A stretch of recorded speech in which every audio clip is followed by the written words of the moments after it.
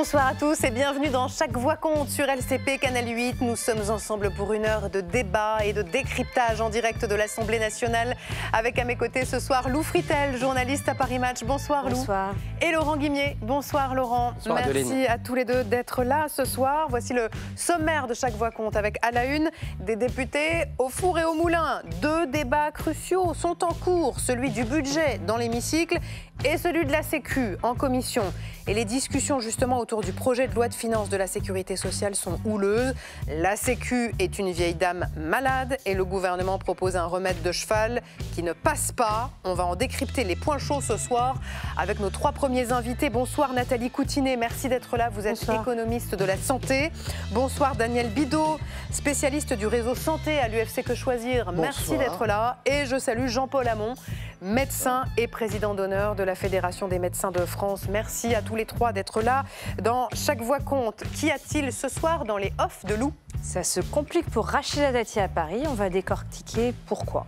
À suivre à 20h, quelle histoire avec Laurent Guimier. Et je vous parle ce soir de l'économiste Gabriel Zucman, l'homme dont tout le monde parle en ce moment et qui au fond réinvente la figure de l'intellectuel engagé version 2.0. Alors justement, cela nous amènera à la question qui fâche ce soir dans la deuxième partie de Chaque Voix compte. Alors que cette taxe Zucman continue de cristalliser les débats à l'Assemblée, eh bien on refait le match ce soir dans Chaque Voix compte avec Estelle Mercier, députée socialiste de Meurthe-et-Moselle, Damien Maudet, député insoumis de Haute-Vienne et Daniel Labaronne, député Ensemble pour la République d'Indre-et-Loire. Nous attendons évidemment vos questions ou vos réactions en flashant le QR code qui s'affiche ici sur votre écran.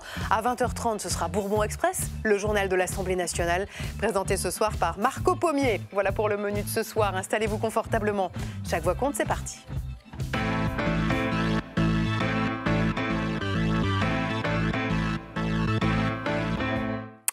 PLFSS, 5 lettres pour un texte technique mais éminemment politique. Le projet de loi de finances de la sécurité sociale est donc débattu en commission par les députés depuis lundi.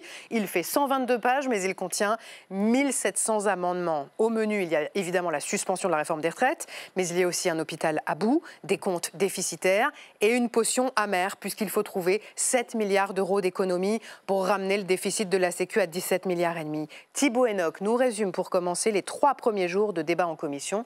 À votre santé.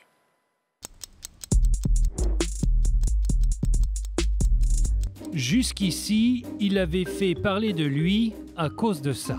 Je proposerai au Parlement que nous suspendions la réforme de 2023 sur les retraites. Mais le projet de loi de financement de la sécurité sociale, deuxième jambe du budget de l'État, ne contient pas que des bonnes nouvelles.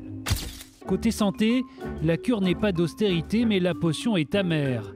L'enveloppe des dépenses, appelée Ondam, doit nettement ralentir sa progression.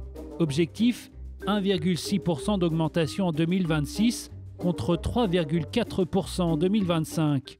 Un grand coup de frein qui se traduit notamment par une mesure très décriée, une hausse des franchises médicales. Il est prévu une augmentation des montants de ce que je souhaite nommer les forfaits de responsabilité. Pour vous donner un ordre de grandeur, la contribution moyenne par assuré représente environ 42 € supplémentaires par an. Une mesure repoussée en commission par les députés ce mercredi, mais qui devrait revenir en séance. Autre volet, côté prestations sociales, ce n'est pas une angine, mais une année blanche qui s'annonce. Les retraites notamment verraient leur revalorisation gelée. L'année blanche, c'est l'une des mesures d'économie les plus régressives. Ce sont les premiers déciles, les retraités et les familles touchant des allocations familiales qui, encore une fois, vont trinquer. L'année blanche n'est pas une politique qui se répétera souvent, mais de manière exceptionnelle, compte tenu des enjeux. Effectivement, nous avons souhaité appliquer ce principe-là. Des mesures très débattues, mais nécessaires selon le gouvernement pour éviter un dérapage incontrôlé. Si nous ne prenions pas de mesures cette année, les 23 milliards de déficit cette année deviendraient 29 milliards d'euros de déficit l'an prochain et 34 milliards d'euros à l'horizon 2029. Un déficit que le gouvernement voudrait limiter à 17 milliards en 2026, un chiffre qui peut encore évoluer. Comme pour la loi de finances, en l'absence de 49.3, rien ne dit que les députés suivront la prescription de départ. Alors pour bien poser les choses, Nathalie Coutinet, je voudrais d'abord qu'on rappelle où en sont aujourd'hui les comptes de la Sécu et quelles sont les dépenses qui explosent le plus. Alors, les dépenses qui sont en hausse, il y a les arrêts maladie et les indemnités pour les arrêts maladie. Il y a les affections longue durée. Parce qu'effectivement, les affections longue durée, c'est la prise en charge des patients qui ont des maladies chroniques, par exemple. Et on s'aperçoit que ce nombre augmente fortement. Et les dépenses d'affections longue durée représentent une grosse part des dépenses de la sécurité sociale. Et qu'à venir, ça va augmenter encore plus en raison du vieillissement de la population, mais aussi du développement d'un certain nombre de maladies chroniques, comme le diabète, par exemple. Mais le docteur qui est à côté de moi est sûrement mieux compétent. Mais ce qu'il faut préciser, c'est qu'on a des dépenses, mais on a des recettes. Un déficit, c'est un décalage entre les recettes et les dépenses. Tout le monde peut le comprendre. Et on a aussi beaucoup baissé les recettes de la sécurité sociale ces dernières années. Vous pouvez nous rappeler quelles sont les recettes de la Sécu ? Alors, les recettes, ce sont les cotisations sociales, bien sûr, la contribution sociale généralisée, et puis certains impôts, la CSG, et puis certains impôts comme sur les taxes, sur l'alcool, par exemple, ou le tabac. Mais les cotisations sociales, elles sont payées à la fois par les employeurs et les salariés.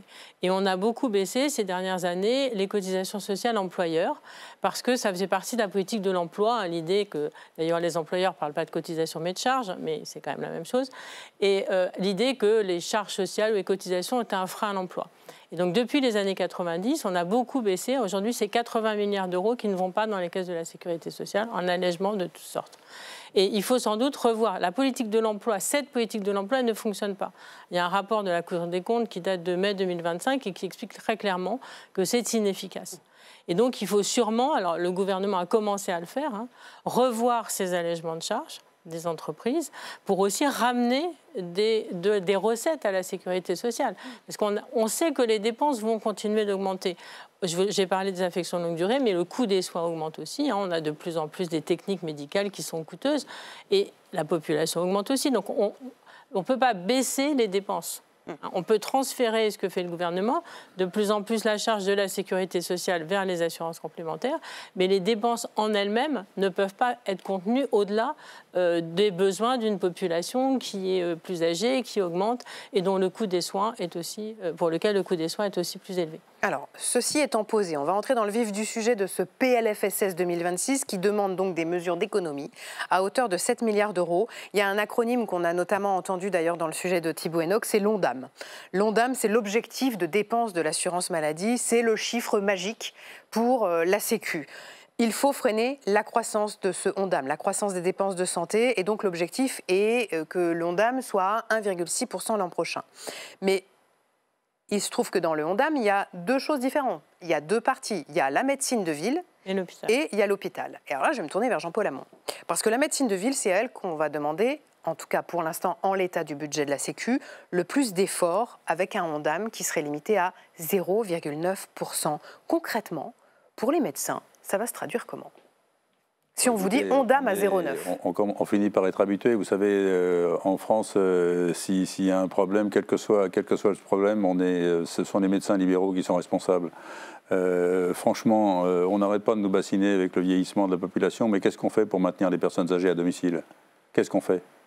Vous avez des infirmiers qui se déplacent à domicile pour 2,75 €, des kinés qui se déplacent à domicile pour 4 €. Est-ce qu'il y a une profession en France qui se déplace à domicile pour 2,75 € et 4 €? Est-ce qu'on maintient les gens à domicile sans kiné, sans infirmier? Là, j'entendais un député de la France Insoumise qui voulait limiter les aides... la niche fiscale sur le CISAP, le crédit d'impôt pour les services à la personne. L'emploi, si vous voulez.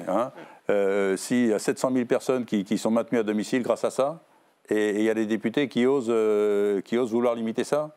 Vous savez, les médecins libéraux, la médecine de ville, règle 94% des problèmes de santé. 94%. Or, on ne parle que de l'hôpital. On ne fait rien pour, justement, éviter les hospitalisations et les raccourcir. Est-ce qu'il ne vaut mieux pas dépenser 100 € sur la médecine de ville, sur les infirmiers, sur les pharmaciens, sur les kinés, pour maintenir les gens à domicile, que de dépenser 1 500 € d'hospitalisation? Ça, même un député bas de plafond peut le comprendre. Et c'est ça qui est absolument insupportable, parce que là, qu'est-ce qu'on voit dans ce PLFSS? On voit qu'il n'y a aucun moyen sur la médecine de ville, on voit qu'il n'y a aucune organisation des soins. Aucune organisation des soins. On continue à avoir des prestataires à la sortie de l'hôpital. J'ai vu ça encore il n'y a pas longtemps, une dame de 92 ans qui était vraiment en fin de vie. J'ai vu arriver 1 m3 de médicaments la veille de sa mort. 1 m3 de médicaments fournis par le prestataire de l'hôpital alors qu'il y avait un pharmacien en face. Si les pharmaciens de proximité n'étaient pas concurrencés par ces prestataires, pour moi, un pharmacien de proximité, c'est une sécurité sanitaire. Et si je ne peux pas m'appuyer sur les infirmiers libéraux, eh bien la personne âgée, elle va à l'hôpital. Et à l'hôpital, combien de jours ? Donc c'est ça qui est insupportable, si vous voulez. On pourrait limiter les hospitalisations, les raccourcir, et on ne fait rien pour le faire. Ça, l'organisation des soins, ce serait capital. On se plaint de la désertification. Mais qu'est-ce qu'on fait pour inciter les jeunes à s'installer? C'est pas parce qu'on donne une prime de temps en temps dans les zones d'intervention prioritaire. On devrait, là, on pourrait avoir, on vient de pondre un décret sur le docteur junior. Vous savez, les médecins généralistes, ils avaient signé pour 9 ans, on vient de leur en coller 10. Et cette 10e année, ils vont la faire dans les déserts. On leur donne 300 € de prime et un mode de rémunération qui a été pondu. Il y a un décret qui est sorti, ça a été pondu par un techno sous acide, hein, parce que franchement, là, c'est absolument insupportable. Jean-Paul Hamon, il est très remonté ce soir. Mais attendez, je vous sens très en colère. On colle une 10e année au seul généraliste et on ne fait rien pour qu'ils soient incités. J'avais proposé que justement cette 10e année qui vient d'être imposée, on garantisse un doublement du salaire à ce jeune qui avait signé pour 9 ans et à qui on vient d'imposer 10. On garantit un doublement du salaire, on le loge, on lui permet de travailler dans de bonnes conditions avec un secrétariat présentiel et un maître de stage qui soit joignable au téléphone parce que ce sont des vrais docteurs, hein, ce sont des gens qui ont une licence de remplacement, etc. Eh bien, un conseiller de Matignon m'avait répondu, mais doubler le salaire, comme vous y allez. Ça fait 60 consultations par semaine, hein, je vais vous dire. Donc, doubler le salaire, comme vous y allez. Je lui avais dit, mais écoutez, excusez-moi, monsieur, mais doubler le salaire à un bac plus 10, qui a des responsabilités telles, qui a un suicide tous les 18 jours, excusez-moi, mais je suis étonné que vous soyez choqué. Daniel Bidault, les angles morts dans ce projet de loi de financement de la sécurité sociale dont parle Jean-Paul Hamon, vous les avez notés, vous aussi? C'est-à-dire qu'on parle d'économie, mais on ne parle pas de l'organisation des soins. Exactement, moi, ce que je viens d'entendre de la part de M. Hamon, je l'approuve. C'est-à-dire qu'effectivement, l'accessibilité des soins doit exister pour tous les usagers. Et nous, à l'UFC Que Choisir, c'est vrai, ce que nous avons remarqué, c'est quand même que la répartition des médecins sur l'ensemble du territoire national était particulièrement disparate. Qu'actuellement, les mesures qui étaient prises n'étaient pas des mesures incitatives pour aller effectivement dans des déserts médicaux, ou en tout cas dans des zones problématiques. Peut-être faut-il un accompagnement, peut-être faut-il aussi voir un petit peu quelles sont les aides aux services publics dans ces secteurs pour que l'ensemble, à la fois médecins et services publics, puissent continuer à fonctionner. Ça, c'est une chose. Mais je pense qu'au lieu de taxer toujours les patients, parce que c'est quand même ce qui arrive, hein, c'est nous qui payons les franchises, y compris d'ailleurs chez le généraliste, hein, puisque actuellement dans le PLFSS, il est prévu de doubler la franchise auprès des médecins. Quelque part, c'est toujours le patient usager qui paye. Il paye soit directement le médecin, soit il paye aussi par l'intermédiaire de ses complémentaires santé qui, elles aussi, récupèrent sur l'usager ce qu'elles dépensent pour lui. La franchise médicale, ça a été, voilà, effectivement, c'est dans ce PLFSS. On en a beaucoup parlé ces derniers jours. Ça a été un motif de crispation aussi chez les députés. On rappelle que le gouvernement veut doubler la franchise médicale, c'est-à-dire qu'aujourd'hui, Nathalie Coutinet, une boîte de médicaments est grévée d'une franchise de 50 centimes. 1 €. Un acte paramédical, ça passerait à 1 €. Non, ça passerait à 2 €. Ça passerait à 2 €. C'était 1 €. 1 € depuis le mois de mars 2024. C'était 50 centimes pendant très longtemps, c'est passé en mars 2024 à 1 € et le projet du gouvernement, c'est de passer à 2 €. Dans l'esprit de cette franchise médicale, à l'époque, il y avait l'idée aussi de responsabiliser les patients. Il y a toujours cette idée. C'est une punition, en fait. Oui, il y a toujours cette idée. Alors déjà, bon, moi, je ne crois pas tellement à la responsabilisation des patients parce que je pense que depuis maintenant longtemps, les patients sont devenus quand même responsables de leur santé et ont bien compris que la santé avait un coût et qu'ils le payaient. Mais disons que le problème, c'est que ces franchises, elles vont porter essentiellement sur les patients les plus nécessiteux, les plus pauvres. C'est ça le problème. Ce n'est pas tellement les 50 centimes ou les 1 €. Et en plus, en termes de responsabilisation, à partir du moment où on ne le sait pas, parce que le système actuel, c'est en fait la Sécu ne vous rembourse pas 1 €. Qui le sait ? En fait, personne. Donc, il n'y a pas de responsabilisation de cette manière-là. D'où l'idée du gouvernement de la faire payer directement aux patients dans les pharmacies, par exemple. C'est pas non plus chez le médecin, ils peuvent oublier parce que le médecin vous aussi. Pas, hein. Mais voilà, le problème, c'est est-ce que vraiment on a du nomadisme médical où on a des gens qui achètent des boîtes de médicaments? Il y a aussi une responsabilité des pharmaciens et des médecins. Quand vous sortez de l'hôpital, vous avez une ordonnance non comme le bras. Le pharmacien va vous donner tout le traitement, alors que peut-être vous n'avez pas besoin d'autant de boîtes de compresses, d'autant d'antidouleurs, etc. qui vous est prescrit. Donc tout le monde doit faire attention, y compris les patients, bien sûr, les médecins aussi, et les pharmaciens. Elle ménage Jean-Paul Hamon. Vous avez vu, elle a... Là, c'est bon, il s'est apaisé, le volcan va de nouveau entrer en éruption. La difficulté, c'est qu'on va porter tout ça, parce que n'oubliez pas, j'ai oublié quelque chose, c'est que les médicaments ne sont pas remboursés à 100% de toute façon. Il y a une part qui est prise en charge par les patients ou par les complémentaires. Mais vous avez beaucoup de patients qui n'ont pas de complémentaires. Il ne faut pas oublier qu'il y a 4% de la population qui n'a pas de complémentaires. Ce sont les patients les plus en difficulté. C'est des gens qui sont précaires, c'est des chômeurs ou des personnes âgées qui n'ont pas les moyens de se payer une complémentaire parce que c'est très cher. Et que c'est sur ces populations-là qu'on va faire reporter la réelle charge de ça et que ça peut conduire à des renoncements aux soins, par exemple. Jean-Paul Hamon, deux choses. D'abord, est-ce que dans votre cabinet, vous avez des patients qui justement vous disent « mais moi, je n'ai pas les moyens de payer la franchise là, sur les boîtes de médicaments, donc vous m'en prescrivez un peu moins ». Ils n'ont pas besoin de le dire. Vous savez, nous, on est des médecins de proximité, on est des médecins de famille. Vous connaissez vos patients et vous connaissez leurs revenus. On connaît les patients, on sait où ils habitent, on sait quels sont leurs moyens. Donc, ils n'ont pas besoin de nous le dire. C'est vrai que c'est une mesure, on peut penser qu'on pourra récupérer cette franchise et en plus la redistribuer à la sécurité sociale. Là, franchement, ils n'ont pas l'air de voir quels sont les horaires des médecins libéraux. Moi, je trouve que le vrai problème, là, quand on parle vraiment en ce moment, ce sont les dépassements d'honoraires. La chasse a été lancée par l'HCAM sur les dépassements d'honoraires.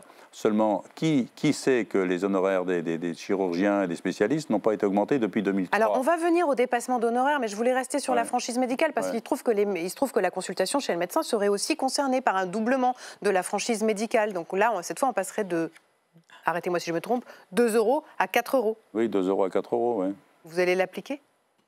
Moi, en tous les cas, je peux vous dire, et l'ensemble des généralistes ne participera pas à cette manœuvre. Il est hors de question que je recueille les franchises des patients. Je ne suis pas un trésorier payeur de la sécurité sociale. Il y a deux choses, en fait. Il y a deux choses différentes. Il y a le doublement des franchises qui était préalablement, en fait, géré par la sécurité sociale, puisque finalement, elle ne remboursait pas les patients.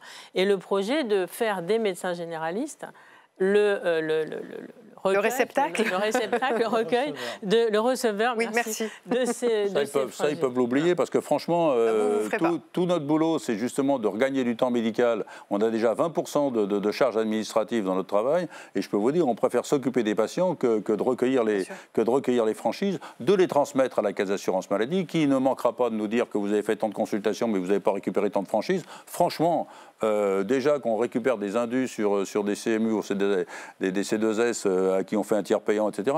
Franchement, mais comment ils ont pu penser à ça, quoi? Ils ont aussi pensé à appliquer la franchise médicale aux dentistes qui en étaient jusque-là exemptés. Dans les cabinets, autant vous dire que ça fait déjà grincer des dents. Reportage à Calais d'Hélène Bonduel et d'Alibor Samac. Ok. Bien, donc pas de problème. On fera un détartrage lors du prochain rendez-vous et puis on rediscutera des couronnes. Cette patiente rend visite 2 fois par an à son dentiste. Une consultation de suivi qui ce jour-là lui coûte 23 €, s'il vous plaît. La sécurité sociale lui remboursera 60% du montant. Sa mutuelle, si elle en a une, 40%. Mais l'an prochain, elle pourrait en être de sa poche pour quelques euros. Comme il en existe déjà pour les généralistes ou les médicaments en pharmacie, une participation forfaitaire pourrait être appliquée pour les consultations dentaires. Je pense qu'il y aura des patients qui vont hésiter avant de faire des soins chez le dentiste, comme chez le médecin traitant. C'est l'une des pistes d'économie du budget de la sécurité sociale proposée par le gouvernement. Une mesure que ce dentiste explique régulièrement à ses patients depuis quelques jours. Il cherche des sous, oui. Il cherche des sous un peu dans tous les coins, effectivement. Ah, il gratte les os, quoi, ouais. On est à l'os, oui. On est à l'os, effectivement. Tant que j'ai l'assise financière suffisante, ça va. Mais c'est vrai que c'est peut-être pas le cas pour tout le monde, quoi.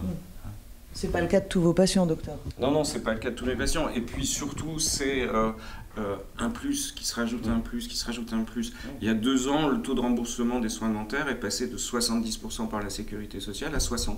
Alors les Français s'en sont pas aperçus parce que la différence a été prise en charge par le mutuelle. Sauf que l'année d'après, les mutuelles ont vu leurs tarifs augmenter. Et là, on est de nouveau sur la même chose, avec des franchises qui seront éventuellement prises en charge par les mutuelles et qui augmenteront.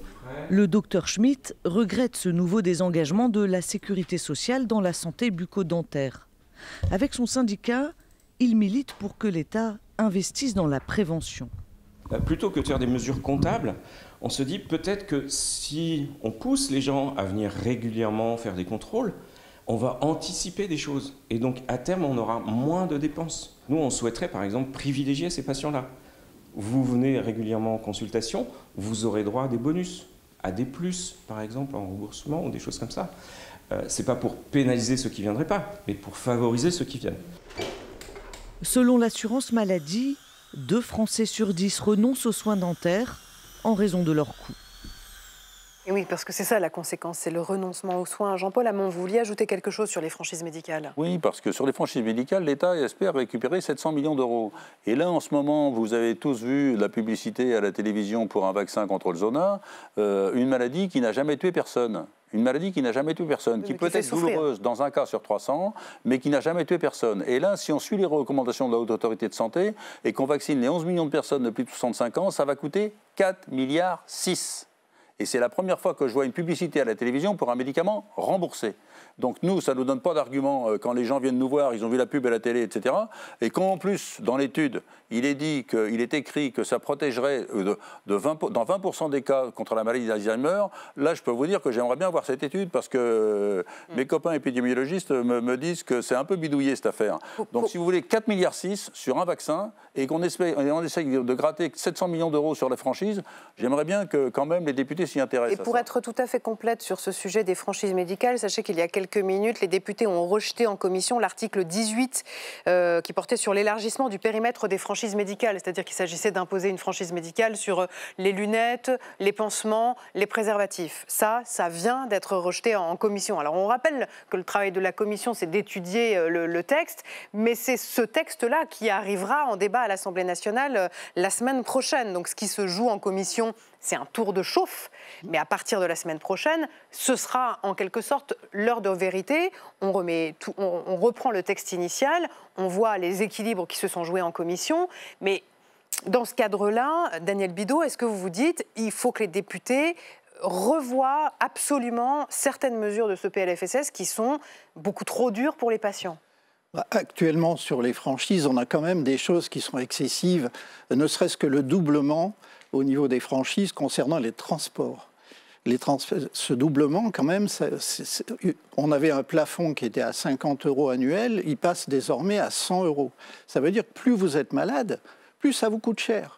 C'est-à-dire, en fait, il ne faut pas être malade, hein, parce que effectivement, pour vous soigner, ça va vous coûter encore plus cher. Il vaut mieux être riche et bien portant, c'est bien connu. Et ce que nous disions effectivement sur les dispositifs médicaux, parce que c'est ça, les dispositifs médicaux, c'est aussi les fauteuils roulants, c'est aussi les béquilles, c'est aussi en fait des dispositifs vraiment très utiles quand les gens en ont besoin. Ça veut dire qu'effectivement, on va leur faire payer quelque chose qui, pour l'instant, est accessible. Et là, il y a un vrai problème. Et dernière chose, je pense qu'il y a vraiment un vrai problème du côté de la prévention. C'est-à-dire que il en était question justement dans le sujet avec ce dentiste qui disait... Mais je pense qu'il en manque beaucoup. Alors, que les dentistes fassent des visites préventives, je suis d'accord. Mais pour cela, il faudrait peut-être déjà qu'à la télévision, on n'ait pas des publicités pour des boissons sucrées, des aliments sucrés ou des aliments industriels. Oui, il y a quand même un avertissement, il faut manger 5 fruits et légumes par jour. Oui, sauf que ça, on vous le met tout le temps sous les publicités d'aliments sucrés. Et c'est les enfants qui, effectivement, en fait, paient les pots cassés de cette franchise publicitaire, parce que ça, par contre, ça passe tout seul. Il y a aussi, donc, dans ce volet d'économie, 7 milliards 100 millions d'euros à trouver. Je voudrais passer en revue avec vous quelques-unes des mesures de ce volet économie. Les industriels de médicaments subiront des baisses de prix pour 1,6 milliard d'euros. Vous demandez aux députés d'accepter ou de rejeter, Jean-Paul Hamon ? Honnêtement, il y a certainement des médicaments qui ont un prix très élevé. C'est sûr. Là, je pense notamment à un vaccin contre la grippe, pareil. Là, c'est pas moi qui ai donné les noms, c'est le Canard enchaîné la semaine dernière, sur un vaccin qui prétend avoir une immunité 2 fois supérieure à ses concurrents. La plaisanterie a permis au laboratoire d'être vendu 2 fois le prix des autres. C'est une plaisanterie qui coûte 276 millions d'euros. Donc certainement qu'il y a quelques pistes à gratter de ce côté-là. Le projet de loi de financement de la Sécu demande aussi aux professionnels de santé de réaliser des baisses tarifaires en imagerie, en radiothérapie et en dialyse. Nathalie Coutinet. Alors là, attendez, parce que là, il y a un vrai gros... le volcan entre à nouveau en éruption. Je prendrai la suivante. Excusez-moi, je pensais qu'on était dessus. Excusez-moi, allez-y. Non, mais attendez, il y a un très gros problème là-dessus. Il y a une chasse au dépassement d'honoraires qui a été lancée par l'HCAM et qui a été relayée par Que Choisir. Oui. Je peux vous dire que quand vous faites, je vous donne quelques exemples, tous les actes techniques n'ont pas été revalorisés depuis 2003. La vésicule, l'ablation de la vésicule, il y a 30 ans, elle coûtait 270 € et vous aviez une cicatrice de 20 cm, 10 jours d'hospitalisation. Les chirurgiens ont changé leur technique. Ils ont raccourci... Parce que la médecine évolue. Oui, mais une technique qui permet de n'avoir aucune journée d'hospitalisation. L'intervention a duré plus longtemps. Ouais. Le résultat, le tarif de l'ablation de la vésicule est toujours à 270 €, 30 ans. D'accord ? Si, par exemple, une femme a un frottis suspect, on fait une colposcopie, la pince à biopsie utilisée pour la colposcopie coûte plus cher que l'acte remboursé par la Sécurité sociale. Bon, Nathalie Coutinet, je vous vois fulminer. Allez-y, vous avez la parole. L'attaque sur les compléments d'honoraires est un pur scandale, si vous voulez. Le rapport, le coût de la pratique n'a plus rien à voir. La caisse d'assurance maladie s'est défaussée et n'a plus augmenté aucun tarif des actes techniques depuis 2003. Les spécialistes consultent toujours pour un tarif qui est bloqué à 23 €. Trouver un spécialiste à 23 € dans les grandes villes, je vous demande bien... C'est bien pour ça qu'il y a encore des spécialistes, parce qu'il y a les compléments d'honoraires. Oui, et j'aimerais bien... Ça s'appelle des dépassements d'honoraires chez nous. Et j'aimerais bien... Ils sont pratiqués par un spécialiste sur 2. Monsieur Bidot, on va faire tourner un petit peu la parole. Merci. Oui, ce que je voulais simplement dire, c'est qu'effectivement, les dépassements d'honoraires, ça existe. Nous, ce que nous constatons, c'est que d'abord, ces dépassements d'honoraires, c'est une inégalité supplémentaire, parce que d'un département à l'autre, vous pouvez avoir des dépassements d'honoraires qui varient de 2 à 2,5 fois d'un département à un autre. Donc déjà, il y a une inégalité. Ensuite, la taxation sur ces suppléments d'honoraires. C'est une douce rigolade, parce qu'en fait, la réalité... Que va faire le spécialiste? Il va augmenter son supplément d'honoraires pour compenser la taxe qu'on va lui imposer. Donc, qui va payer derrière? Eh ben, c'est toujours l'usager, au travers de la sécurité sociale d'une part, mais surtout de ses complémentaires santé. Et les complémentaires santé, il va falloir les payer, parce qu'elles vont augmenter, effectivement. Oui, je suis d'accord. Les dépassements d'honoraires, on peut comprendre des dépassements d'honoraires raisonnables, mais aujourd'hui, on a des dépassements d'honoraires qui sont irraisonnables. Quand des médecins tarifient... Vous pouvez nous donner des exemples? Sur certaines spécialités, on peut avoir des consultations à 150 €, qui est remboursé 29. Comment voulez-vous que les patients, qui n'ont les complémentaires, certaines les remboursent, d'autres non? Donc là, il y a une inégalité d'accès aux soins qui est flagrante. Si vous avez une complémentaire qui ne vous rembourse pas ça, vous vous tournez vers l'hôpital. Donc vous avez un accès aux soins qui est ralenti. Une consultation d'un spécialiste à l'hôpital, il faut attendre sans doute 1 mois ou 2 mois.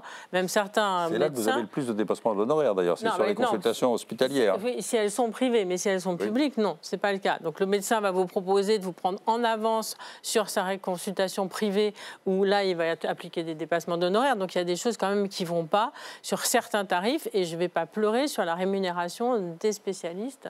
Je suis désolée, Donc peut-être un peu de dépassement, mais là, il y a des excès qu'il convient évidemment de corriger. Il nous reste peu de temps. Je voudrais vous proposer à tous les trois, puisque tout est en débat en ce moment, les députés nous regardent, vous regardent, puisqu'il faut trouver des pistes d'économie, que vous êtes tous les trois spécialistes du sujet. Où est-ce que vous proposez d'aller chercher des économies, Daniel Bidot? Alors, d'abord, dans la répartition des médecins, puisque quelque part, pour nous, il y a nécessité d'interdire, en fait, l'installation de nouveaux médecins dans les zones surdotées. Et de médecins aussi en secteur 2, puisqu'actuellement, on le voit bien, ces médecins, ils pratiquent en général des dépassements d'honoraires élevés. D'autre part, je pense qu'il faut aussi peut-être regarder du côté de la taxation de certains produits trop sucrés, trop salés. Vous voudriez aller récupérer de l'argent dans une taxe soda, par exemple? Chercher de l'argent de manière préventive sur des produits qui, en fait, induisent du diabète, induisent des problèmes au niveau, moi je dirais, de certains cancers même, pour l'alimentation. Il y a vraiment quelque chose à faire. Nathalie Coutinet. Alors, je pense qu'il faut revoir, et c'est le problème de ce PLFSS, il n'y a pas de réflexion sur l'organisation des soins en France, et quelque chose qui va faire bondir mon voisin de gauche, mais par exemple, les permanences de soins que faisaient les médecins, on ne peut plus trouver de médecins quand on est le dimanche ou le soir. On appelle SOS médecin. Et ça, c'est beaucoup plus cher. Donc, la permanence des soins, une réorganisation de la coordination privée, publique, hôpital. Et ça, c'est un moyen, par exemple, de faire des économies parce qu'il y aura moins de consultations à l'hôpital.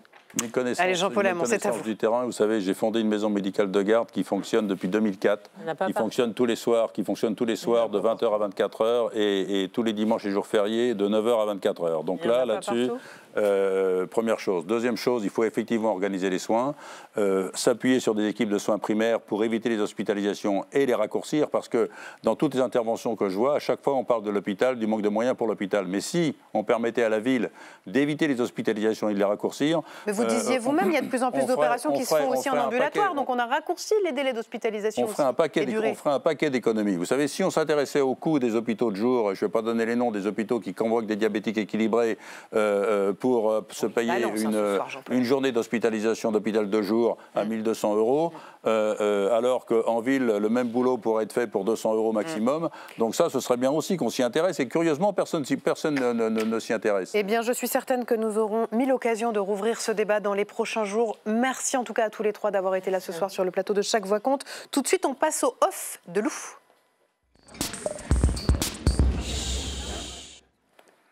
Lou, Renaissance soutient PIB. Alors, on ne parle pas du budget et du produit intérieur brut, on parle de Pierre-Yves Bournazel. C'est le soutien de Renaissance pour la mairie de Paris. Détrompez-moi, Lou, mais ça ne devait pas être Rachida Dati, la candidate du camp présidentiel? Ah si, et elle est furieuse. On a raté un épisode. Elle est furieuse. Elle n'est pas furieuse contre Pierre-Yves Bournazel, elle est furieuse contre Gabriel Attal, le président du parti Renaissance. Je n'ai pas compris pourquoi Emmanuel Macron l'avait nommé Premier ministre. C'est sa première réaction après cette décision.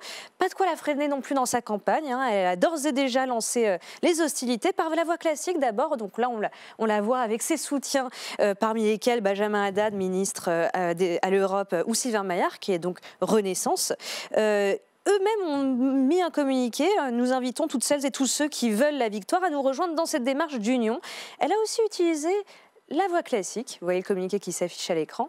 Elle a aussi utilisé la voie classique. Elle s'est incrustée, selon ses propres mots, hier soir, dans un space. Donc c'est un espace de communication Twitter, mais pas avec n'importe quel compte, avec Macronard FM. C'est le compte le plus fanatisé du président de la République, d'ici son propre propriétaire. Je vous propose de l'écouter. Vous voulez avoir confirmation que vous aviez bien vu que vous étiez chez Macronard FM et que... Non, mais moi, vous savez très bien, Zora, on se connaît assez pour ça. Moi, il y a une valeur qui est pour moi une valeur cardinale, qui est la loyauté et la reconnaissance. Donc moi, vis-à-vis du président de la République, je suis loyale, reconnaissante.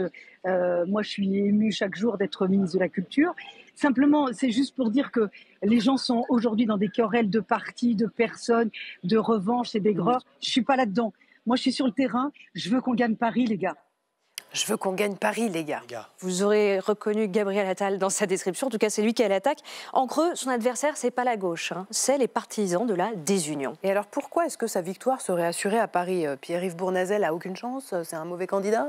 C'est pas ce qu'on dit. Mais Pierre-Yves Bournazel, il a un petit problème d'identification sur le territoire, malgré ces années qu'il a passées à ratisser le terrain à Paris. Pour preuve, par exemple, Sylvain Maillard, qui, dans une interview au Parisien, donnant son soutien à Rachida Dati, disait « Je n'ai jamais entendu dans la rue quelqu'un me parler de Pierre-Yves Bournazel. Il faut être réaliste. » Ça ne convainc pas forcément les soutiens de Pierre-Yves Bournazel. Gabriel Attal en tête, qui a quand même quelques divergences avec Rachida Dati. C'est-à-dire Trois choses. Tout d'abord, il y a une question de ligne. Prenez par exemple Clément Beaune, une autre personne qui a voulu concourir à la mairie de Paris et qui est Renaissance, au commissaire au plan. Lui alerte quant au marchepied qu'on constituerait la candidature Dati pour LR. LR qui ne représente ni les idées ni les valeurs de Renaissance selon lui. Ensuite, il y a une question stratégique. Rachida Dati, elle sera jugée à la rentrée 2026 dans l'affaire Renault-Nissan. C'est susceptible de jeter une ombre sur la campagne. Et il y a une dernière chose. Gabriel Attal, qui il vise à travers Rachida Dati? Il vise le président de la République. Parce que Rachida Dati, c'est le choix d'Emmanuel Macron. À Paris, c'est le deal, en fait, quand elle avait rejoint le gouvernement. Tout à fait. Et pour en parler, je vous propose d'écouter Aurore Berger. Elle est ministre et qu'elle a donc été choisie aussi par le président de la République. Elle est loyale au président de la République et qu'elle mène un combat depuis des années pour Paris. La question, elle n'est pas à l'encontre de Pierre-Yves Bournazel, qui est quelqu'un que j'apprécie à titre humain. On dit ça en général. Mais en réalité, en fait, on assiste à quoi? On n'assiste pas à un affrontement Dati-Bournazel, ni même Dati-Attal. On assiste à une réplique de la guerre Macron-Attal, qui existe depuis les législatives de 2024. Et ces haines recuites, elles ont été largement documentées, surtout dans 2 livres que je vous recommande, qui viennent de sortir. L'un de Bérengère Bonte, Gabriel Attal, l'ange exterminateur, et l'autre de Louis Selter, La foudre et les cendres, Macron, les secrets d'une succession interdite. Dans ce dernier ouvrage, Emmanuel Macron livre son seul regret. Vous savez lequel est-ce? D'avoir dissous? Pas du tout. Mon seul regret, c'est d'avoir nommé Gabriel Attal Premier ministre. Eh bien, la boucle est bouclée. Merci beaucoup, Lou. Je remercie à nouveau les 3 invités de la première partie de Chaque Voix compte. Merci d'avoir été avec nous pour parler ce soir du budget de la Sécu. Dans un instant, c'est la question qui fâche. La taxe Zucman va-t-elle avoir droit à un enterrement de première classe? On en parle avec 3 députés à suivre, mais avant cela, c'est quelle histoire? Et c'est Laurent Guigné.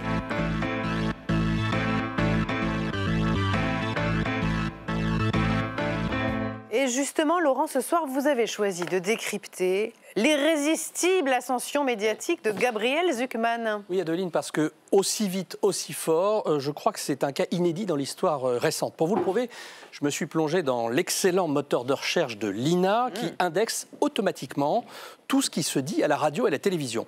Bien, regardez, quand on tape Zucman dans ce moteur, je l'ai fait ce matin, regardez ce que nous répond l'INA, que ce soit dans les 20 heures, sur les chaînes info ou à la radio, le nom Zucman, Gabriel Zucman ou la taxe, apparaît tout d'un coup au mois de septembre. Avant, connaît pas. Et puis, idem quand vous demandez à Google depuis quand le mot Zucman est recherché par les internautes français. Eh bien là, avant le mois de septembre, Zucman, ça n'intéresse pas du tout les internautes. C'est pas un sujet. Voilà qui apporte de l'eau au moulin des détracteurs de Gabriel Zucman, qui parlent de lui comme d'une construction purement médiatique. Tout à fait. Alors pour y voir clair, j'ai listé les 2 principales critiques formulées à l'encontre de M. Zucman. D'abord, il serait une marionnette inventée pour donner un vernis académique à la taxation des super riches. Alors sur ce point, on va aller vite parce que le CV de l'intéressé, objectivement, est formel. À 38 ans, il en aura 39 demain. Zucman participe au débat sur la fiscalité dans le champ politique depuis 10 ans, mais aux États-Unis, quasi intégralement. Il ne paye pas ses impôts en France. Et nul n'est prophète en son pays, comme on dit. Oui, ça ne répond pas à la question pourquoi Zucman est arrivé subitement dans l'actualité. Évidemment, c'est là qu'intervient la seconde critique, la plus intéressante, la plus brûlante. C'est un militant politique. Oui, d'ailleurs, Bernard Arnault, dans une tribune dans le Sunday Times, disait il y a quelques jours que c'était un militant d'extrême gauche. Oui, tribune qui a peut-être d'ailleurs contribué à installer Gabriel Zucman au centre du jeu. En 2024, c'est vrai, l'économiste avait signé avec 300 de ses collègues un appel à voter pour le nouveau Front populaire. Ce matin sur BFM TV, il a nié purement et simplement que c'était par militantisme. Regardez. En tant que citoyen, on peut signer des tribunes, mais comme je vous ai dit, j'en signe beaucoup avec des personnes d'horizons politiques différents. Surtout, le rôle du chercheur en sciences sociales, de mon point de vue, c'est quoi? C'est pas de dire il n'y a qu'une alternative, on peut faire les choses que d'une façon ou d'une autre. Au contraire, c'est d'expliquer toute la gamme de possibilités. Sur un sujet donné, il y a toujours 1000 réponses possibles. Donc moi, j'essaye de mettre des nouvelles idées dans le débat, non pas pour dire qu'on peut faire que ça, mais pour permettre d'alimenter un débat démocratique. Et de ce point de vue-là, on peut le dire. Je pense que le débat, effectivement, est monté en qualité. Alors là, je crois qu'il exagère un petit peu. Autant sur le CV, il n'y avait pas photo. Là, je pense qu'il n'est pas là que pour mettre des idées dans le débat, Gabriel Zucman. J'en apporte 2 preuves toutes simples. D'abord, il interpelle directement, frontalement, les membres du gouvernement sur les réseaux sociaux. Et ça, c'est quand même très rare pour un économiste et un intellectuel au sens large du terme. En cela, il place sa légitimité académique face à la légitimité démocratique de ceux qui refusent la taxe Zucman. Et puis, deuxième preuve, il utilise de moins en moins le pronom « je » pour plutôt utiliser le pronom « nous » pour critiquer ses opposants. Regardez, c'est même dans le titre du petit livre qu'il vient de publier au Seuil. Passer du « je » au « nous », c'est forcément choisir de représenter un collectif, une communauté, un camp contre un autre. Et ça n'est pas un problème. Mais Zucman joue en cela le rôle de l'intellectuel engagé, grande tradition française, mais version 2025, qui mixe au fond la littérature et les tweets. Oui, c'était indignez-vous à une époque, là c'est les milliardaires. Et c'est nous. Et sans qu'aucun de ces contradicteurs d'ailleurs ne l'ait pour l'instant vraiment déstabilisé. Alors il y en a un, c'est Philippe Aghion, notre Nobel d'économie 2025, qui a réussi à calmer un peu la vague Zucman. C'était le 17 septembre, lors d'un événement tech relayé par notre confrère Benjamin Vincent, auteur du podcast Les Voix de la Tech. Regardez cette fraction du débat entre les deux. Aghion se met à la place d'un créateur innovant, d'un chef d'entreprise obligé de revendre ses actions pour payer la taxe. Je veux garder mes actions, je veux être propriétaire d'une entreprise, je veux pousser mon entreprise moi-même. Pourquoi je dois revendre des actions? Pourquoi? Parce que je n'ai pas de valeur, je n'ai pas de cash flow. Pourquoi? Parce que si vous avez 1 milliard, mais il n'est pas là. Vous avez une capacité contributive, vous pouvez pas sortir de la société, c'est pas possible. Donc Philippe Aghion, non seulement il est Nobel d'économie, mais en plus il est Oscar meilleur acteur. César, Oscar du meilleur acteur. Vous voyez, c'est très symbolique, mais Gabriel Zucman a un genou à terre. Alors il faut dire que le parterre qui regarde, ce sont des chefs d'entreprise, donc évidemment qui sont plutôt pour Aghion. Mais je pense qu'il faut rester sur une chose, petite moralité, plutôt que de critiquer Zucman sur la forme, je pense que c'est sur le fond que ses adversaires doivent se mettre à bosser. Eh ben, c'est peut-être ce qu'on va faire maintenant avec la question qui fâche. Merci Laurent.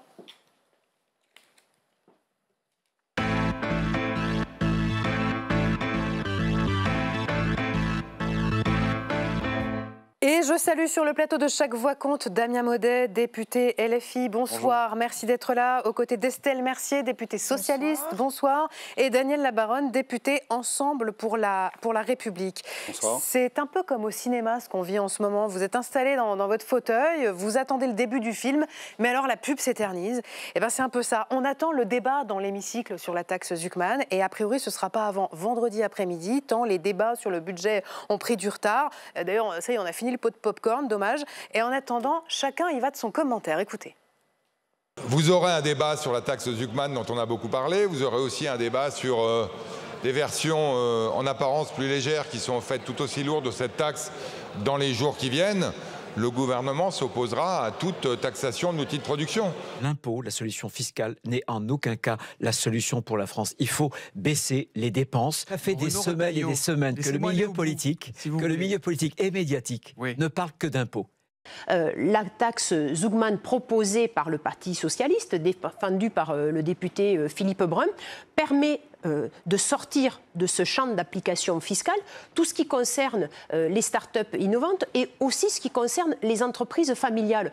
Donc, voilà, nous sommes cette gauche qui aimons l'entreprise parce que nous aimons le travail. Mais il est nécessaire de lutter contre les phénomènes d'exonération fiscale et d'optimisation fiscale. Le Parti socialiste a décidé d'inventer une taxe Zucman sans Zucman, c'est-à-dire une taxe qui serait en fait une passoire, c'est-à-dire... Homéopathique, vous avez dit. J'ai dit homéopathique, une passoire. Bon, pour faire comprendre, en gros, il y aurait des millionnaires et des multimillionnaires qui seraient assujettis à la taxe, mais les milliardaires ne paieraient rien de cette taxe passoire. Pourquoi? Parce qu'ils ont exempté les biens professionnels familiaux. D'abord, elle n'est pas du tout allégée. Il faut regarder le texte. En réalité, elle est aggravée, puisqu'elle va toucher beaucoup plus de personnes, et donc la cible n'est plus du tout la même, donc il n'en est pas question pour nous. Voilà, Zucman, non, ni light, ni hard, ni rien du tout. Estelle Mercier, on a le sentiment ce soir qu'il n'y a plus guère que les socialistes pour croire encore à cette taxe Zucman, fût-elle light. Ah non, non, je ne suis pas d'accord. Je pense qu'on est nombreux dans l'hémicycle à penser que la taxe Zuckman est un bon outil de justice fiscale. Et d'ailleurs, quand même, rappeler qu'elle a déjà été votée 2 fois dans l'hémicycle. Donc, ce n'est pas une erreur du Parlement. C'est au contraire le fait que ça correspond à un outil qui est intéressant pour remettre de la justice fiscale là où il en manque, effectivement. Mais là, vous avez vu, le socle commun, enfin, ce qu'on peut encore appeler le socle commun, ne votera pas. Le RN ne votera pas. Et les filles, on va leur poser la question, mais ils prennent leur distance avec une taxe passoire. Enfin, pardon, vous vous sentez pas un peu seul quand même désormais autour de cette taxe Zuckman? Qu'on soit bien clair, nous, on a fait un travail de parlementaire. Que fait le Parlement? Le Parlement fait des propositions et lorsque ces propositions, pour que ces propositions aboutissent, il fait aussi ce qu'on appelle des amendements de repli. La proposition qu'on fait, c'est un amendement de repli par rapport à la taxe Zuckman. Nous sommes, nous, convaincus que la taxe Zuckman est la meilleure aujourd'hui pour répondre à la situation. Mais pardon, quand le repli consiste à passer le seuil de fortune de 100 à 10 millions, est-ce que c'est vraiment une taxe allégée? Mais dans le travail parlementaire que l'on doit avoir, tout ça, ça doit pouvoir se discuter, ça doit pouvoir s'amender, ça doit pouvoir se travailler. Et c'est ce que vous attendez du débat qui aura lieu de l'article 3 On fait des propositions, et ces propositions-là, c'est tout le travail du débat parlementaire. Si on préempte en amont en disant « moi je veux pas ci, moi je veux pas ça, moi je voterai ci, moi je voterai ça », dans ce cas-là, on va tous rentrer dans nos circonscriptions et on n'en discute pas. Donc là, l'objectif, c'est qu'il y ait du débat, qu'on en discute et que chacun puisse donner ses positions. Daniel Labaronne, même modifié, c'est non pour vous? Oui, bien sûr, c'est non. Attention, il y a des montres qui tapent sur des bureaux. Moi, je ne la retire pas. C'en est la preuve. Ouais. Exactement. Mais oui, bien sûr, c'est non, parce que disons qu'on a déjà voté ou adopté, pas moi, mais beaucoup d'amendements qui taxent le capital à tous les étages. Les dividendes, les bénéfices, les super bénéfices, les super dividendes, les prix de transfert sur les multinationales. Enfin bon, il ne se passe pas une après-midi où on n'a pas 2 ou 3 nouvelles taxes sur les milliardaires, sur les super riches. Donc vous êtes comme Laurent Wauquiez, vous dénoncez la folie fiscale, c'est ça? Oui, bien sûr, là, c'est du baltrap, c'est-à-dire que tout ce qui bouge, là, on essaye de le tirer pour obtenir un rendement fiscal, d'abord très hypothétique, parce qu'on nous annonce des chiffres, mais en définitive, la plupart ne seront pas réalisés parce que c'est contradictoire la plupart du temps avec les conventions européennes, avec les règlements européens. J'imagine que là, vous parlez de l'amendement d'Éric Coquerel qui a été voté hier en séance. Oui, tout à fait. Je voudrais d'abord qu'on reste sur la taxe Zuckman, parce que, d'ailleurs, Gabriel Zuckman, ça fait partie des arguments qu'il avance. Il dit 86% des Français y sont favorables à une taxation des ultra-riches, d'une façon ou d'une autre. Appelez-la Zuckman, appelez-la comme vous voulez. Qu'est-ce que vous dites aux 86% des Français? C'était un sondage Ipsos, commandé par le Parti Socialiste, qui donnait ce chiffre. Vous leur dites quoi? Alors, moi, ce que je dis, c'est que l'économie, c'est quelque chose de très simple. Pour produire, il faut du travail et du capital. Voilà. Et le capital n'est pas l'ennemi du travail. Alors, je vois bien la thèse marxiste, qui consiste à dire que le capital participe à l'exploitation du travail. Enfin, bon, c'est Marx, dans son ouvrage « Le capital », il y a 150 ans. Bon. On a besoin du capital et on a besoin du travail pour créer des richesses. Voilà. Pour produire des yaourts, des automobiles, des poireaux. On a besoin de travail et de capital. Et là, ce qu'on est en train de faire, avec la taxe Zuckman, avec une autre taxe dont on va discuter sans doute, et puis tous les impôts qui portent sur le capital, on est en train de tuer, de dévitaliser toute la partie capitalistique de notre économie. Pour moi, ce n'est pas un gros mot, la partie capitalistique. C'est rappeler simplement qu'on a besoin de capital pour produire. Si vous taxez le capital, d'abord, le capital, il est mobile, il est beaucoup plus mobile que les travailleurs. Bon, bien évidemment, ce capital, il va partir à l'étranger. Mais si vous n'avez plus de capital dans notre économie, mais le problème, c'est que vous n'avez plus de production. Vous n'avez plus de production, donc vous n'avez plus de création de richesse. Damien Maudet, pourquoi vous dites que ce n'est pas un argument? Je dis que ce n'est pas un argument parce que, étonnamment, quand on parle des riches, on dit ah bah attention, ils vont partir, alors il faut faire doucement s'ils partent, il faut les caresser, faire en sorte qu'ils restent. Vous reconnaissez que si on a des fleurons de l'industrie française, il faut qu'ils restent en France. Si aujourd'hui, quand on parle des travailleurs, justement, on disait les travailleurs, eh ben, s'ils sont trop imposés, ils arrêteront de payer leurs impôts, on aurait des gens comme Daniel Labaronne qui diraient mais c'est un scandale, il faut que les travailleurs payent leurs impôts, comment ça, ils ne veulent pas respecter les règles, respecter la loi. Aujourd'hui, donc moi j'aimerais bien que mes collègues s'évertuent à être davantage des avocats de l'ensemble des Français que de l'avocat des milliardaires notamment. Ce que dit Gabriel Zucman, je pense, sur quoi on peut être d'accord, c'est qu'il y a une grave crise de la fiscalité dans notre pays. Il y a une grave crise de la fiscalité parce qu'on a aujourd'hui les Français qui payent 50% de leurs prélèvements, 50% de leurs revenus, de ce qu'ils touchent, vont vers des prélèvements obligatoires pour financer des choses tout à fait nobles, hein, l'école, l'hôpital, etc. Quand on parle des milliardaires, on tombe à 26%.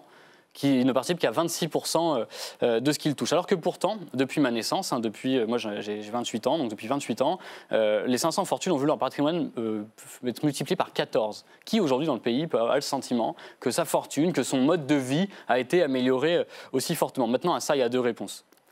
Surtout en période de dette, il y a deux réponses. La première, c'est soit on dit que ceux qui contribuent moins à l'effort national participent davantage, à savoir les milliardaires.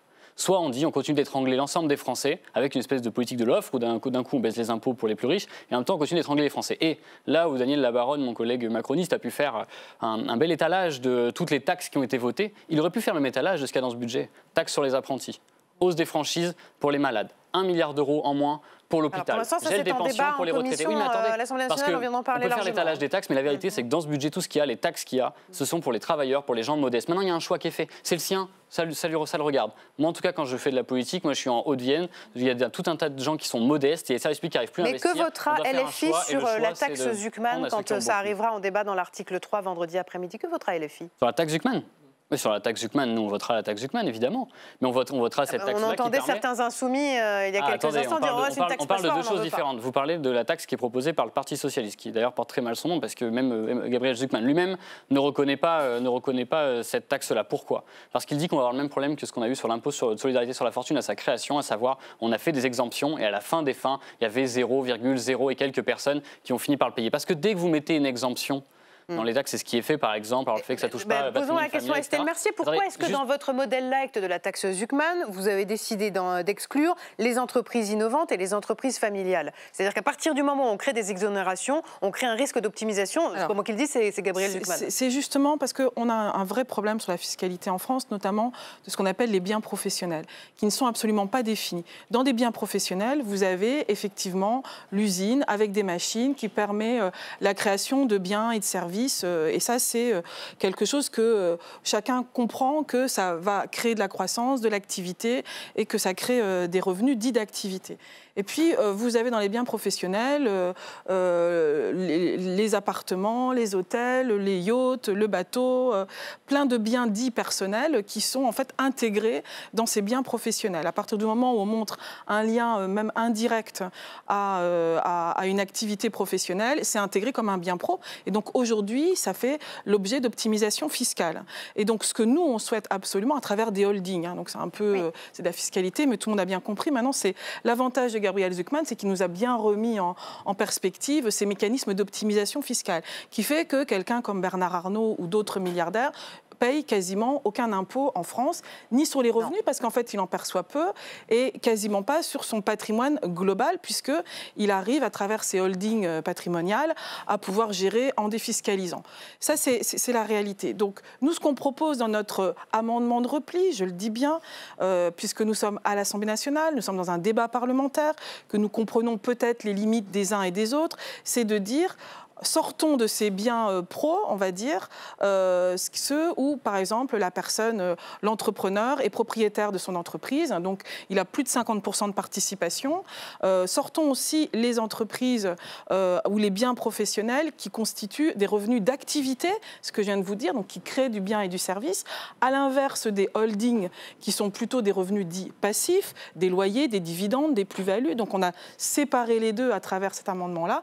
Et sortons également les les entreprises innovantes, les start-up, pour faire un peu ce qu'a fait Philippe Agnon avec Gabriel Zucman en disant, voilà, est-ce que finalement quand on est une start-up qui commençons et que effectivement on n'a pas encore de liquidité pour payer un impôt, est-ce que Damien Maudet, pour vous, cet allègement de la taxe Zucman, en fait, je crois que c'est Mathilde Panot qui disait c'est une taxe passoire, c'est pas ça qu'il faut. Ce que je veux dire, c'est que ce que je voulais dire tout à l'heure, pardon, c'est que quand il y a exemption, quand il y a des possibilités d'exemption, ça veut dire que vous ouvrez en fait la boîte de Pandore et qu'on a des Bolloré, on a des Arnaud qui ont des milliers de fiscalistes à leurs pieds qui trouveront un moyen, comme ça avait été le cas sur l'ISF. Et notamment, par exemple, on parle de Bernard Arnault ou de Vincent Bolloré, ils ne seront peut-être pas concernés par cette taxe-là, puisqu'ils possèdent, ils peuvent, s'ils le souhaitent, posséder plus de 50% de leur holding. Maintenant, et puis c'est surtout, vous excluez de cette taxe les entreprises familiales. Le principe de la taxe Zucman, le principe de base. Le principe de base, excusez-moi. Le principe de base, c'est de dire qu'on est sur 2% de plancher, que ça permette d'être sûr qu'il y a 2% d'impôts que ça paye sur le patrimoine en général, tout le patrimoine. Aujourd'hui, si vous mettez les exemptions, c'est plus ça le sujet. Autant qu'on ait le sujet sur le montant. De dire, Zucman, c'est 20 milliards, allez, un petit peu moins s'il vous plaît. Donc là, dans la taxe, on passe de 2 à 3% sur un seuil de fortune à partir de 10 millions d'euros. Sauf que ce n'est pas le montant qui change, c'est les conditions de paiement. Et les conditions de paiement, l'ouverture qui va se créer fait que tout un tas de milliardaires vont pouvoir échapper. Attention, elles sont cumulatives les conditions. C'est-à-dire que ce n'est pas simplement les entreprises familiales, mais c'est des entreprises familiales qui créent du revenu d'activité, je le dis bien. Donc Bernard Arnault, par exemple, il a une holding, il est propriétaire de sa holding, mais c'est pas la holding, elle sera concernée par la taxation de son patrimoine.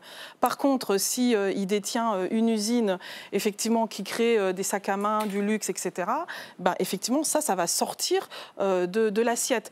Alors, ce n'est pas l'idéal, ça crée forcément des mécanismes aussi d'optimisation fiscale, mais ça questionne toute la fiscalité autour du bien professionnel, sur lesquels on a vraiment des manques en France et qui permettent justement l'un ou l'autre des mécanismes d'optimisation. Et par ailleurs, Sébastien Lecornu rappelait cet après-midi lors des questions au gouvernement au Sénat qu'il y avait un risque très fort d'anticonstitutionnalité. Alors, quand c'est ça, vous pouvez nous expliquer pourquoi, Daniel Labaronne ? Mais parce que ça aura sans doute un effet confiscatoire. Et à plusieurs reprises, le Conseil constitutionnel, excusez-moi, a censuré des propositions qui avaient ce caractère confiscatoire. C'est l'article 13. Oui, tout à fait. Bon. Égalité des charges devant l'impôt. Oui, mais alors justement... Attendez, si je peux me permettre, s'agissant des entreprises familiales, rappelons que ces entreprises familiales, elles le sont à partir du moment où l'entrepreneur détient 51% des parts. Donc si vous avez une entreprise avec 2 associés à 50%, eh bien, ces 2 associés vont être taxés avec... sauf s'ils sont frères, ça devient une famille. Voilà. Pardon ? Non, c'est pas le même foyer fiscal. Non, c'est pas le même foyer fiscal. Donc, vous avez des entreprises de transport qui ont peut-être une vingtaine de camions. Bah, vous atteignez facilement un patrimoine à hauteur de 10 millions. Vous avez 4-5 hôtels avec des associés. Eh bien, vous atteignez les 10 millions. Bon, et là, on veut taxer les milliardaires. Moi, j'ai beaucoup d'entreprises dans ma circonscription qui sont dont les entrepreneurs sont des milliardaires. Je ne le savais pas, mais je le découvre. Non, je crois que tout ça, c'est une volonté manifeste de taxer encore le capital. Justement, je vous propose de continuer à en parler dans Bourbon Express. C'est le journal de l'Assemblée nationale et c'est Marco Pommier qui nous rejoint tout de suite.